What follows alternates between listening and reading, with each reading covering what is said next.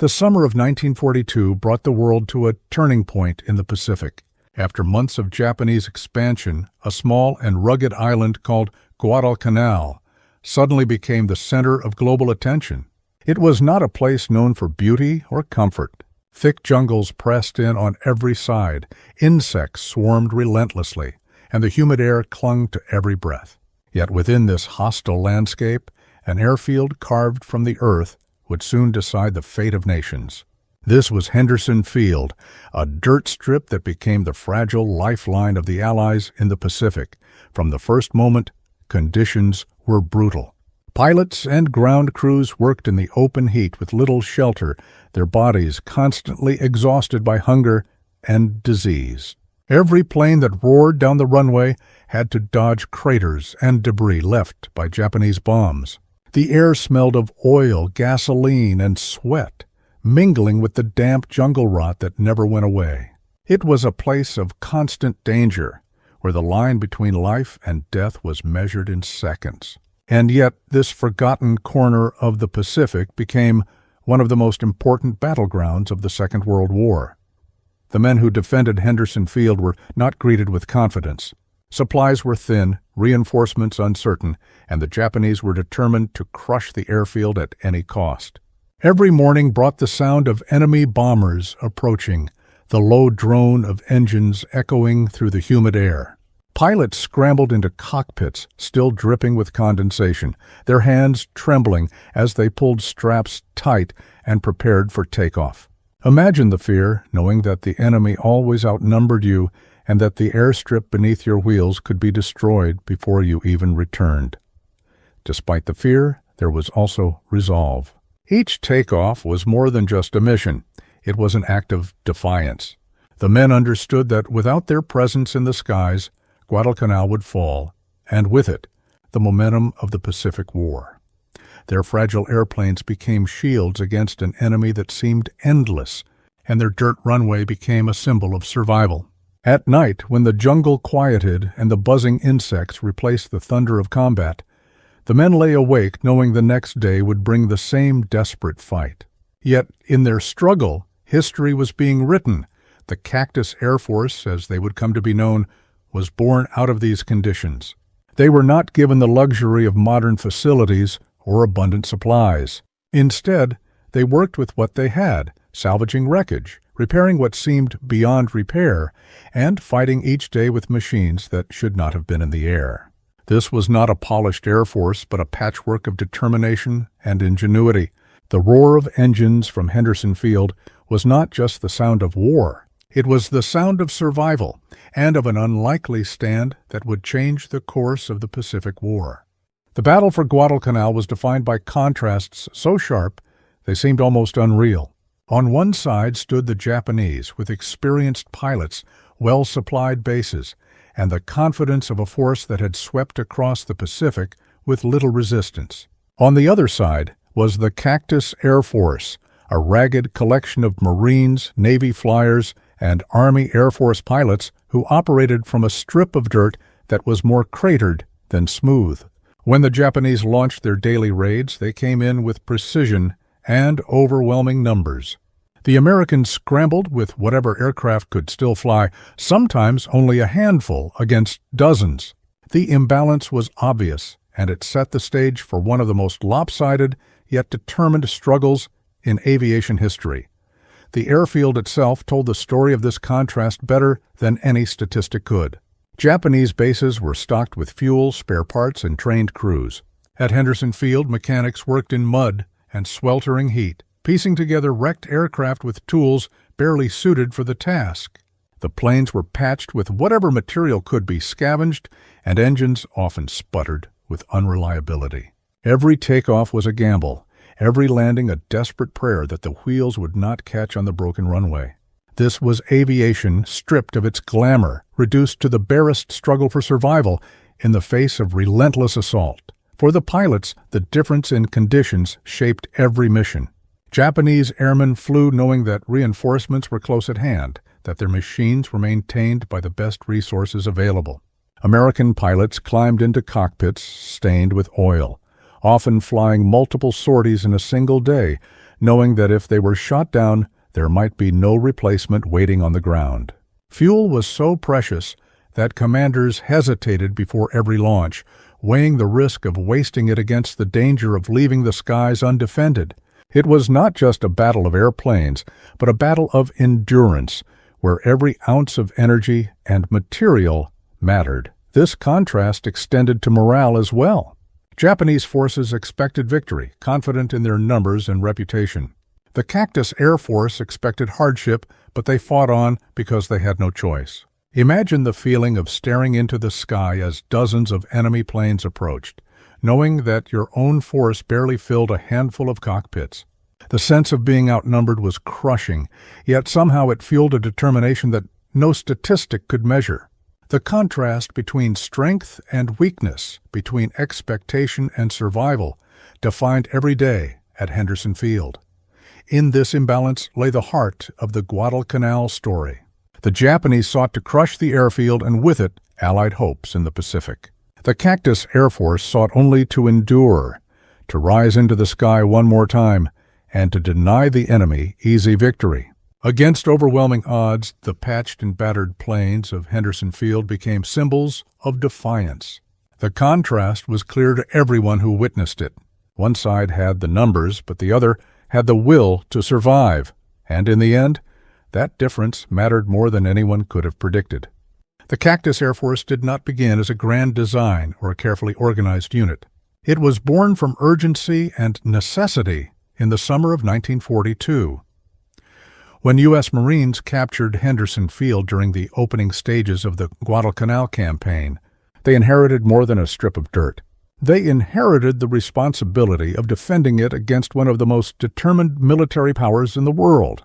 Almost immediately, American commanders realized that without air cover, their foothold on the island could not be held. The airfield had to be operational, even if it meant flying broken planes and piecing together squadrons from different services. From this desperation came a force unlike any other in the war. Marines, Navy pilots, and Army Air Force crews all converged on the same airstrip, forming a patchwork unit that ignored traditional boundaries. They shared planes, tools, and even rations, bound together not by training manuals, but by survival. The code name for Guadalcanal was Cactus, and so the men who flew from Henderson Field became known as the Cactus Air Force. The name suited them, for like a cactus, they endured in a harsh environment with little to sustain them, clinging to life in conditions that seemed impossible. The origins of their struggle were steeped in improvisation. Supplies were scarce from the very beginning. Spare parts had to be scavenged from wreckage, fuel came in limited quantities, and medical supplies were often stretched beyond their limits. Imagine a mechanic working by lantern light, sweating under the heavy humidity, trying to hammer bent metal into shape just so a plane could fly one more sortie. Nothing about their operations resembled the clean hangars of home. It was raw, improvised war, and it demanded everything the men had to give. The airmen themselves came from different backgrounds, many of them young and inexperienced. Some had flown only a handful of missions before finding themselves in the skies above Guadalcanal. Others were hardened veterans, their experience serving as a lifeline for the rookies who looked up to them. The mix of men reflected the mix of machines, rough, unpolished, and held together by determination. Every mission forged them closer together, creating bonds of trust that transcended rank or service branch. They became one body, united by the knowledge that their survival depended on each other. What made the Cactus Air Force unique was not advanced technology or overwhelming resources, but the spirit of adaptation. They learned quickly to fly with what they had, to fight with what was available, and to make the most of every opportunity. The origins of this force were humble, born from scraps of metal and human grit. Yet these beginnings laid the foundation for one of the most remarkable defenses in the history of air combat. The story of the Cactus Air Force began not with superiority, but with survival, and it was from that survival that history would be shaped. Each dawn over Guadalcanal began the same way. The humid air hung heavy, carrying the distant echo of engines before the first enemy aircraft even appeared. Pilots of the Cactus Air Force would stumble from their tents or dugouts, still weary from the previous day's sorties, and rush to their planes. There was no certainty that the aircraft would even make it off the ground. Mechanics worked through the night, patching bullet holes with sheet metal and wiring controls back into place. When the engines finally roared to life, it was not the sound of power, but the sound of fragile machines pushed beyond their limits. Straining for one more fight, the Japanese came relentlessly, often with squadrons of bombers escorted by swarms of fighters. The defenders had little choice but to meet them head-on. Imagine sitting in the cockpit, the canopy fogged by the wet heat, as black specks appeared against the morning sky, growing larger with every second. The odds were rarely favorable, sometimes 10 against 3 or worse. Yet the pilots climbed, heart-pounding, knowing that if they did not intercept, the bombs would fall on Henderson Field and the Marines struggling to hold the island below. The decision to fight was never a question. It was survival for all who depended on them. When the dogfights began, the sky above Guadalcanal became a furious dance of smoke and fire. Engines screamed, guns rattled, and the humid air filled with the stench of burning fuel and cordite. Pilots darted and twisted through the clouds, straining against G-forces that pressed their bodies into the seats.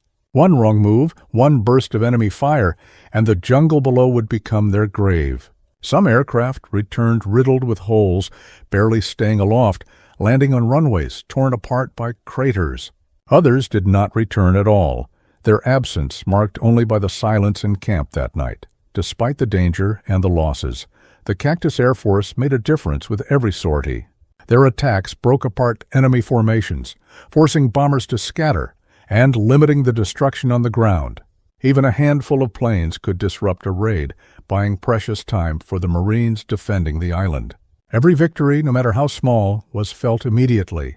The ground shook less when fewer bombs fell, and the men in the trenches lifted their heads knowing someone above was watching out for them.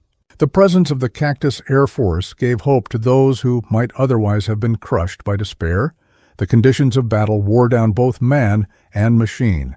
Pilots sometimes flew 3 or 4 missions in a single day, their bodies drained by exhaustion and nerves stretched thin. Food was scarce, malaria spread through the camps, and sleep was often broken by nighttime shelling from Japanese ships offshore. Yet, in spite of this, the men returned to their planes day after day. Their persistence meant the difference between losing Henderson Field and holding it. The battlefield impact of the Cactus Air Force was measured not only in enemy planes destroyed, but in the survival of the island itself. Every mission carried the weight of the entire campaign. Without air cover, Japanese bombers could have shattered the defenses and allowed reinforcements to flood the island. Without those fragile fighters taking to the skies, the Marines on the ground would have been left exposed and isolated. The Cactus Air Force may have been outnumbered, but their presence changed the balance. They turned a vulnerable strip of dirt into a bastion of resistance. On the battlefield of Guadalcanal, their impact was immediate and undeniable. The victories won in the skies above Guadalcanal did not remain isolated to the island. Every Japanese bomber destroyed, every fighter brought down, carried consequences that rippled far beyond Henderson Field. For the Japanese, the loss of so many aircraft strained their ability to sustain the campaign. Pilots were difficult to replace, and the attrition rate began to cut deep into the core of Japan's once feared air arm. Supplies meant to support their troops on the island dwindled as convoys became vulnerable without the protection of strong air cover. The skies, once dominated by the Empire, were no longer safe. On the ground, this shift was immediately felt. Japanese soldiers who had marched confidently into the jungle now found themselves starved of food, medicine, and ammunition. The Cactus Air Force had severed the lifeline that connected them to their bases, leaving them increasingly isolated. Imagine being a soldier in the humid, disease-ridden jungle, waiting for supplies that never arrived, while hearing the drone of American planes circling above. The once overwhelming Japanese presence was slowly reduced to desperation, weakened not only by the fighting on land, but by the air war above. For the Allies, the consequences were equally profound. Guadalcanal became the first place in the Pacific where American forces proved they could hold against Japan's relentless advance. Each mission flown from Henderson Field symbolized resistance against what had once seemed unstoppable. The pilots and ground crews, though exhausted and battered, gave the Allied command proof that the Japanese could be defeated through persistence and coordination. Morale shifted, not only on the island but across the Pacific theater, as word spread that the tide of war might finally be turning. The psychological effect was powerful. For months, Japanese superiority in the air had seemed unquestionable. Now stories circulated of their bombers shot from the sky, of their formations broken apart by the ragged Cactus Air Force. To American troops fighting on the ground, the sound of friendly aircraft overhead was more than reassurance. It was a promise that they were not abandoned, that the enemy could be resisted, and that victory was possible. In a war that demanded endurance, belief mattered as much as bullets, and the Cactus Air Force gave the Allies that belief. Beyond morale, strategy itself began to shift. The Japanese, once aggressive in their attacks, were forced into a defensive posture as their air losses mounted. Every plane lost at Guadalcanal was one that could not be replaced in time to keep up the pressure elsewhere in the Pacific. The Allies, in contrast, had gained not only a foothold but also valuable experience in joint operations between services. Henderson Field became a testing ground where improvisation and cooperation laid the groundwork for future campaigns. What had started as a desperate defense was slowly becoming a model for how to fight and win in the Pacific. The wider consequences of the Cactus Air Force could not be measured only in numbers of planes destroyed. Their true impact lay in the shifting balance of momentum. Japan's aura of invincibility began to crack, while the Allies discovered resilience within themselves they had not yet known. The fight for Guadalcanal reshaped both sides, draining one of strength while giving the other a sense of purpose. What happened over that dirt runway was not only about defending an island, it was about altering the trajectory of the entire war in the Pacific. By late 1942, the struggle for Guadalcanal had reached its breaking point. The Japanese were determined to retake the island, pouring in aircraft and pilots in a final bid to crush the defenders. Henderson Field was battered daily, its runway torn apart by bombs and shells, its skies thick with smoke and the roar of engines. Yet each time the enemy appeared, the Cactus Air Force rose again, lifting from the cratered strip with machines that seemed to defy gravity by willpower alone. The battle was no longer about territory alone. It was about endurance and about who could sustain the fight longer under impossible conditions. The climax came not as a single day of victory, but as a grinding sequence of battles that slowly bled the Japanese air arm dry. Raid after raid ended with bombers tumbling into the sea or crashing into the jungle. The once dominant Japanese fighters found themselves outmaneuvered and outlasted by men who had no right to still be flying. Each kill was costly, each mission draining, but the numbers began to tell a story. The Japanese lost plane after plane, and the air superiority they had carried across the Pacific began to slip through their fingers. Imagine the scene for a pilot during this time. He straps into a cockpit that reeks of oil and sweat, with instruments barely holding together. His body aches from malaria and exhaustion, his stomach empty from rations that never seemed enough. As he pulls back on the stick and rises into the sky, he knows he is likely outnumbered again. Yet there is no hesitation, because if he does not rise, the bombs will fall on his comrades below. In those moments, courage was not a choice. It was survival for himself, for the Marines in the trenches, and for the airfield that had become their lifeline. As weeks turned into months, the cumulative toll became undeniable. More than 1,000 Japanese aircraft were destroyed in the campaign, a staggering loss that could not be replaced.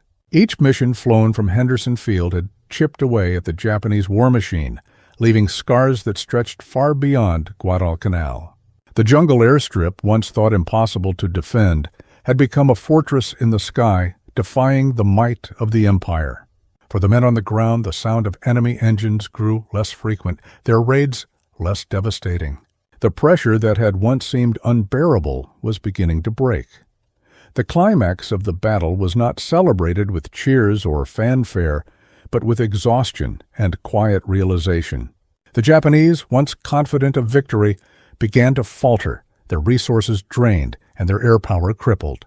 The Cactus Air Force, battered and diminished, still stood. Their survival had meant far more than holding a strip of dirt.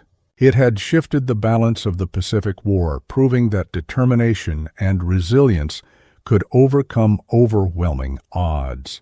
The climax of Guadalcanal was not one moment, but a turning tide carried by men who refused to yield. When the last echoes of battle faded from Guadalcanal, the island stood as a symbol of something far greater than its jungle-covered ridges and muddy airstrip. The Cactus Air Force, forged in desperation and held together by scraps of metal and human grit, had turned what seemed impossible into reality. Against overwhelming odds, they had defended Henderson Field, blunted Japanese air power, and secured a foothold that would guide the Allies deeper into the Pacific. The dirt runway, once fragile and uncertain, became the foundation upon which victory was built. The war was far from over, but the course of history had shifted. For the men who served, the memory of Guadalcanal never left them. Many remembered the sound of engines roaring over the treetops, the tremor of bombs falling nearby, and the endless fatigue that consumed their days. They recalled friends who did not return from missions, and the quiet sorrow that settled into camp each time a plane failed to land. Yet alongside those memories lived a sense of pride, the knowledge that their sacrifice had mattered. They had fought not only for survival, but for the turning of the tide in a war that once seemed unwinnable. The legacy of the Cactus Air Force extended beyond the island itself. It reshaped Allied confidence and strategy, showing that resourcefulness and determination could stand against an enemy that had appeared invincible. Future campaigns across the Pacific would draw lessons from Guadalcanal, from the importance of holding airfields to the necessity of joint operations between services. The story of the Cactus Air Force was retold to inspire others, proof that even in the harshest conditions, victory was possible. Their struggle became legend, etched into the memory of a generation. Today, the name Cactus Air Force still carries weight, not as a formal military unit, but as a testament to resilience. It represents the courage of men who fought from a broken airstrip, who flew patched-together machines, and who refused to surrender in the face of overwhelming odds. Henderson Field stands in history as more than a battlefield. It is a reminder of what human determination can achieve when hope seems fragile and the future uncertain. The legacy of those airmen lives on, not only in military history, but in the enduring belief that courage and resolve can change the course of the world.